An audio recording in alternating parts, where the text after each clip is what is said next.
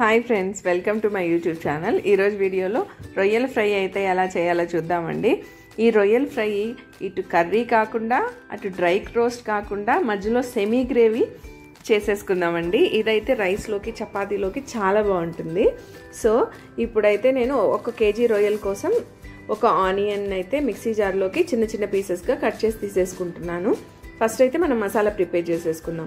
So దీనికోసం ఒక తెల్లగడ్డను అయితే ఒలిచి వేసేసుకున్నాను. 1 ఇంచ్ అల్లాన్ని అయితే కట్ చేసేసుకొని మనం ఈ మూడింటిని అయితే బాగా గ్రైండ్ చేసేసుకొని మెత్తగా పేస్ట్ లాగా చేసేసుకుందామండి. ఈ జింజర్ గార్లిక్ పేస్ట్లోకి ఆనియన్ అయితే ఎందుకు యాడ్ చేయాలంటే ఈ సెమీ గ్రేవీ అనేది మనకి టెక్స్చర్ రావాలంటే, ఆ గ్రేవీ అనేది రావాలంటే మనకి ఈ ఆనియన్ అనేది పేస్ట్ లాగా వేసుకుంటే ఆ టెక్స్చర్ అనేది చాలా బాగా వస్తుంది అనమాట. అందుకోసం అయితే మనము ఒక ఆనియన్ అయితే యాడ్ చేసేసుకున్నాం ఈ జింజర్ గార్లిక్ పేస్ట్లోకి.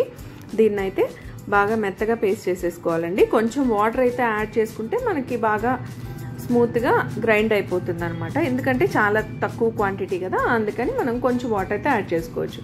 ఇప్పుడైతే ప్యాన్లో ఆయిల్ వేసేసుకొని నేనైతే ఇలా చెక్క, లవంగ, తర్వాత కొంచెం అనాస పువ్వు, తర్వాత యాలకల్ని బాగా ఇలాగ కచ్చాపచ్చాగా గ్రైండ్ చేసేసుకొని ఆయిల్ బాగా హీట్ అయ్యాక దానిలోకి అయితే వేసేసానండి. ఇలాగా ఇవి అయితే ఫ్రై అవుతుండగా ఒక చిన్న బిర్యానీ ఆకునైతే వేసుకుంటే మనకి రొయ్యల స్మెల్ అనేది ఎక్కువ, కొంచెం ఫిష్ కంటే ఎక్కువ నీచు వాసన ఉంటుంది అనమాట. సో అది పోవడానికైతే మనం కొంచెం బిర్యానీ ఆకునైతే యాడ్ చేసుకోవచ్చు.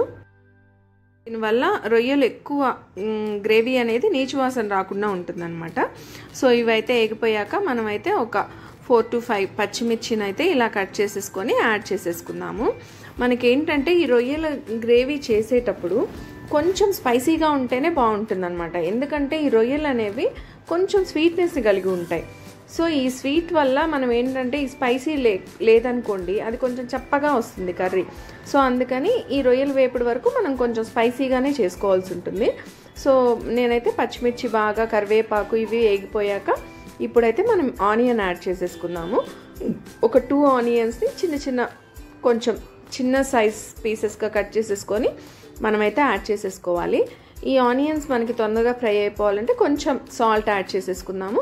కొంచెం పసుపు కూడా యాడ్ చేసేసుకొని ఇప్పుడు ఈ ఆనియన్స్ని మనం ఒక 5 minutes పాటు గోల్డెన్ కలర్ వచ్చేదాకా అయితే ఫ్రై చేసేసుకుందాము. రొయ్యలను అయితే మనం చాలా రకాలుగా ట్రై చేయొచ్చండి. యాక్చువల్గా మనము చికెన్ 65 లాగా ప్రాన్ 65 కానీ, గ్రేవీ కానీ, పులుసు కానీ, ఇలా చాలా ఐటమ్స్ ఉన్నాయి. కాకపోతే ఈ గ్రేవీ అనేది ఎక్కువ మంది ఇష్టపడతారనమాట. ఎందుకంటే ఇది యాక్చువల్గా రైస్లోకి తినచ్చు, చపాతీలోకి తినచ్చు. సో మనం పక్కన ఏంటంటే మంచింగ్ లాగా, అంటే పప్పు కానీ అలా చేసినప్పుడు, రసం కానీ, సో వాటిలోకి కూడా మంచిగా తినచ్చు అనమాట. సో ఇప్పుడైతే ఆనియన్స్ బాగా ఫ్రై అయిపోయాయి. నేనైతే మసాలా యాడ్ చేసేసాను, మనం ముందుగా గ్రైండ్ చేసి పెట్టుకున్నది. సో ఈ మసాలా అనేది మనకు ఒక 15 minutes పాటు మనం స్లోగా చిన్న ఫ్లేమ్లోనే బాగా ఫ్రై చేసుకోవాలండి. ఈ మసాలా మనకి ఎంత బాగా ఫ్రై అయితే మనకి ఈ గ్రేవీ అనేది అంత టేస్ట్గా ఉంటుందన్నమాట. సో అందుకని మనం ఈ మసాలాని బాగా ఫ్రై చేసుకోవాలి. ఇలా 15 minutes పాటు బాగా ఫ్రై అయిపోయిందండి. ఇప్పుడైతే ఈ స్టేజ్లో మనము ప్రాన్స్ యాడ్ చేసేసుకుందాం. ఈ ప్రాన్స్ ఏంటంటే అండి, బాగా వలుచుకున్నాక మనం ఒక 2 or 3 times సాల్ట్ వేసి బాగా వాష్ చేసుకోవాలన్నమాట.